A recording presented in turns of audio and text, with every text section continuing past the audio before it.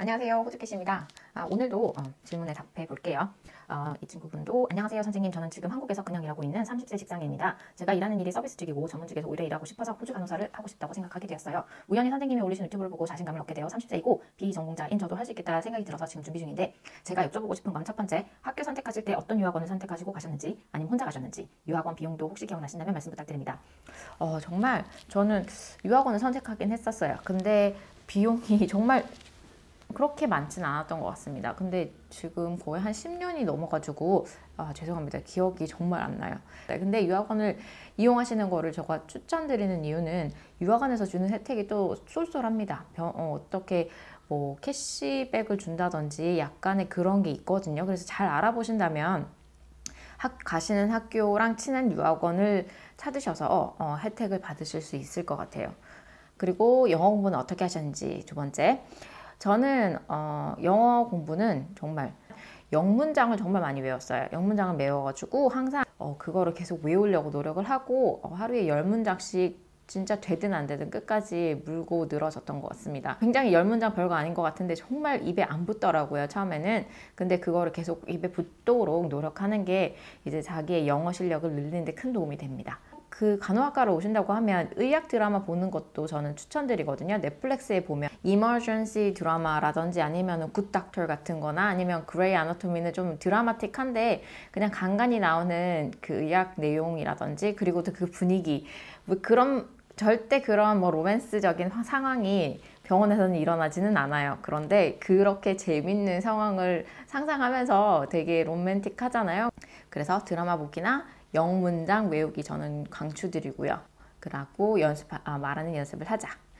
그리고 학교를 다닐 때 점수를 잘 받는 방법, 뭐 열심히 하는 수밖에 없습니다. 저는 진짜 전공 자체가 간호가 아니었기 때문에 간호학과에서 오신 분들이 또 그때는 굉장히 많았어요. 그래서 친구들한테 물어보고 도움받고 내가 진짜 이 방향으로 가는 건지 진짜 몰라가지고 물어보고 시험 처음에 쳤을 때는 되게 막 점수도 막 엉망으로 받아가지고 이게 지금 뭐지? 이렇게 생각한 적도 있었고, 근데 이제 같이 공부하면서 서로 도움도 받고요. 그 다음에 모르는 거는 또 이제 요즘에 되게 많이 나오잖아요. 네이버 한국말로 이렇게 또 이렇게 보다 보면 또 아는 내용 같아요. 그러면 이제 또 다시 책을 보게 되면 또 쉽기도 하고, 막 그런 방법을 이제 계속 이용해가지고 하시면 괜찮으실 것 같아요. 4. 초기 비용은 어느 정도 생각하고 가야 할지. 자, 이 부분이 굉장히 어려웠는데 제가 일단 제 영상을 하나 보여드릴게요. 이게 무슨 영상이냐면 지금 호주 물가예요. 그래서 식비가 대충 한 달에 어느 정도 책정이 되면 좋을지에 대해서 물어보니까, 자, 1분 동안 안녕하세요, 호주캐시입니다. 많은 분들이 호주 물가 물어봐 주셨는데 이런 푸짐한 마라탕을 30불에 먹을 수 있어요. 20원 기준이고요. 그 다음에 쌀을 하나 산다 그러면은 5kg짜리 12불, 참치는 하나에 1,000원 정도에 살 수 있고, 달걀은 12개 5,000원, 망고 한 박스에 24,000원, 그 다음에 빵 한 포크가 2.5에서 5불입니다. 그리고 돼지고기 삼겹살은 저도 125불, 그 다음에 쌀떡이 한 팩이 2.5불이고, 요거트는 2불씩, 그리고 야채들이랑 뭐 이런 거는 뭐 다 가격에 따라 다르죠. 한 덩이의 수박은 한 15,000원이면 살 것 같고요. 골드키위는 하나에 1,200원 정도입니다. 팽이버섯은 1,500원 정도 하고요. 그 다음에 당근은 1,400원, 그 다음에 양상추는 2,500원, 고추는 할라피뇨 칠리 같은 거는 2,500원이고. 잘 보셨죠? 그래서 이렇게 식비가 추정이 되는데, 그래서 이게 얼마나 먹느냐에 따라서 식비는 추정이 되겠죠. 자, 그러면 초기 비용에서 알아볼 때 집을 먼저 알아봐야 될 거잖아요. 집이 요즘에 좀 집값이 많이 올라서 2인 쉐어실, 그러니까 방 하나에 친구 한 명이랑 같이 해서 2인이 머물 때 1존 정도. 그러니까 1존이 뭐냐면 브리즈번 시티가 있고 그 존을 말하는 거예요. 존을 이렇게 설정을 해놓은 건데 1존 정도, 울룬가바 같은 지역이거든요. 제가 공부할 때 울룬가바에 살았어가지고 그걸 기준으로 일단 말씀을 드리면, 거기는 버스도 잘 돼 있고 울룬가바는 시티도 가깝고 그래서 굉장히 잘 살았던 곳인데, 어쨌든 그 기준으로 한번 해봤어요. 다른 곳에 살으셔도 되는데, 그러면 좀 존에서 멀어지면 집값은 조금 떨어지겠지만 반대로 이 교통비가 또 올라가니까 또 이제 시간도 걸리고요. 그래서 오히려 쌤쌤이가 되지 않을까 라는 생각이 들거든요. 그런데 일단 자, 긴 스토리 접고 집을 인당, 그러니까 쉐어생을 할 경우에 230불 정도 낸다고 보시면 돼요. 지금 알아보니까 이렇게 보시면 여기가 썬브리즈번이라는 곳인데요. 썬 브리즈번은 그 제가 한국 사이트 중에서 브리즈번에 사신다면 추천드리는 사이트예요. 그러니까 방을 구한다든지 간단한 물건을 사고 판다든지 뭐 하는데 굉장히 많은 도움을 받으실 수 있고 유학원도 여기서 얻으실 수 있거든요. 그래서 여기에 들어가 보면 일단 울룬가반 지역이 지금 230불을 받더라고요. 근데 여기서 이제 조건을 단 게 2주 페이를 하고 먼저 2주치 반값을 먼저 내는 거예요. 그리고 본드비가 뭐냐면 이게 보증금 같은 거예요. 그래서 보증금을 2주치 정도 냅니다. 대체적으로. 그래서 2주치니까 460불 내고요. 그거를 내고 들어가야 되니까 총 첫 번째 초기에 내야 되는 돈이 920불 정도 되는 거겠죠. 그리고 이제 1존에서 시티로나 아니면 이제 그 케빈 글로브 QUT 쪽이나 학교를 간다. 그러면 교통비는 어디서 찾을 수 있냐면 트랜스링크라는 곳이 있어요. 그래서 여기서 보면 지금 보시면 비용이 1존 정도가 한 3.5불 정도 되고 2존이 한 4점 얼마 되네요. 그래서 이 비용을 기준으로 이게 싱글 트래블이에요. 한 번 가는 거. 조금 버스비가 비싸죠? 그래서 이거를 사용한다 치면 이렇게 뭐 한 달에 그러니까 하루 대략 찾아보면 1존이나 2존 정도다. 그러면 쉽게 말해서 한 8불 60 또는 한 10불. 근데 학생이 되면 컨세션 고 그린카드를 받아요. 그래서 그게 좀 쌀 수도 있는데 지금은 전부 다 LLP입니다. 그러니까 어른들 피거든요. 근데 그리고 제일 중요한 게 제일 큰 초기 비용 중에서 가장 큰 부분이 아무래도 학비겠죠. 제가 지금 QUT 이렇게 너싱 코스 인터내셔널 피를 찾아봤더니 왜 이렇게 올랐나요? 깜짝 놀랐어요. 지금 49,300원이에요. 이게 애뉴얼 피긴 한데 이때 이렇게 올라가고 지금 근데 다행인 건 환율이 조금 괜찮은 편이라서 작년보다는 2,000불 정도는 올랐지만 환율 덕에 살짝은 뭐 비슷비슷한 느낌이지 않을까라는 생각은 해보기는 합니다.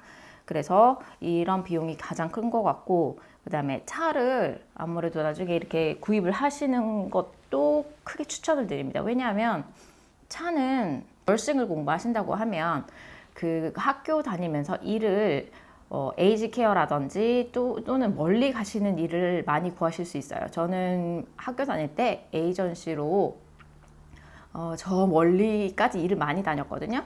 뭐 예를 들어서 뭐 진짜 저기 뭐 카불처 근처까지 간다든지 뭐 이런 식으로 갔을 때 그 차가 없으면 정말 불가능이에요. 그렇기 때문에 차를 꼭 사는 걸 추천드리고 차를 이렇게 인베스트를 하고 나면은 결국은 또 이제 플렉시블 해져가지고 갈 수 있는 범위도 넓어지고 일도 빨리빨리 픽업해서 갈 수 있어서 저는 오히려 괜찮은 것 같아요. 그래서 차는 어디서 보실 수 있냐면 carsales닷컴이라는 이 비용을 여기서 찾아보면 여기서 보시면 carsales닷컴 이렇게 쭉 보시면은 중고차 비용에서부터 큰 새 차까지 있는데 새 차까지는 필요 없어요. 그죠?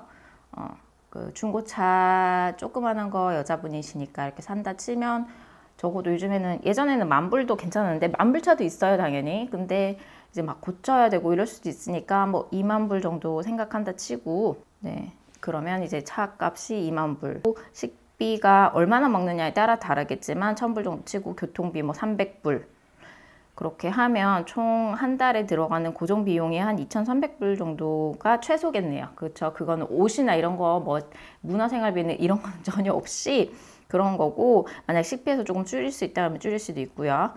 그 다음에 외식비 해서 조금 더 치고 하면 한 2,500불 정도가 한 달에 고정 비용이 될 것 같아요. 그죠?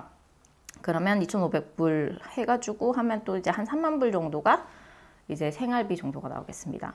그래서 제가 이제 한 초기 비용이 어느 정도면 적당하나라고 하는 게 정말 it depends. 사람들에 따라 정말 다르거든요. 근데 저는 한 1억 정도는 있어야 그래도 좀 마음 편하게 처음에 시작을 할 수 있지 않나 하거든요. 그러면 이 학기 정도 학비는 무조건 있어야 되는 거 아닐까요? 있으면 최고로 좋아서 솔직히 학비 정도는 마련하시고 오시는 게 좋지만 만약에 그것도 이제 조금 너무 부담스럽다 이렇게 하시는 경우에는 가장 이상적인 거는 2년치 학비 전부 다랑 이제 이렇게 오는 그 피 해서 1억 한 2천, 2, 3천은 최소한 들고 와야지 조금 괜찮을 것 같다라는 생각이 들지만, 만약에 그게 조금 빠듯하다 싶으면 최소한 9만 불에서 1억 정도는 가지고 와야 9만 불에서 이제 1억 정도가 적당하지 않나 라는 생각이 듭니다. 그건 제 지금 개인적인 생각인데, 만약에 저라면 지금 유학 준비를 한다면 그렇게 해서 준비를 해와야겠구나 라는 계산이 나올 것 같다는 생각이 듭니다. 그리고 5번째, 저는 장기 학생 비자로 1년을 호주에서 공부하면서 일하다가 대학교 진학을 원하고 있는데 그게 좋은 방법일까요? 아니면 한국에서 그냥 공부하고 일하다가 돈 모아서 호주의 대학교 진학을 바로 하는 게 좋을까요? 이건 정말 어려운 질문일 수도 있는 게, 장기 학생 비자를 어떤 공부를 하시던 간에 학비가 또 들잖아요.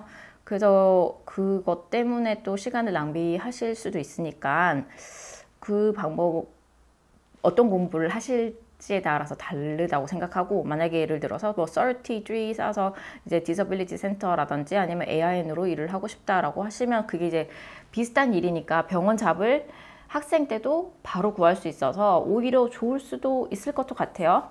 근데 또 그 공부가 아니라면 좀 어떤 공부인지 잘 모르겠어서 이제 정확한 답은 못 드리긴 하겠습니다. 아니면 한국에서 그냥 공부하고 일하다가 돈 모아서 간다. 이 방법도 나쁘진 않아요. 근데 이제 정말 솔리드하게 돈을 잘 모으셔서 이렇게 호주에 오셔서 쓰셔야 될 거예요. 그래서 근데 무슨 1년 장기 학생 비자로 어떤 비자를 공부를 하실지 좀 궁금하기는 하네요. 그러면 공부를 하면서도 일을 하시는 분들이 굉장히 많아요.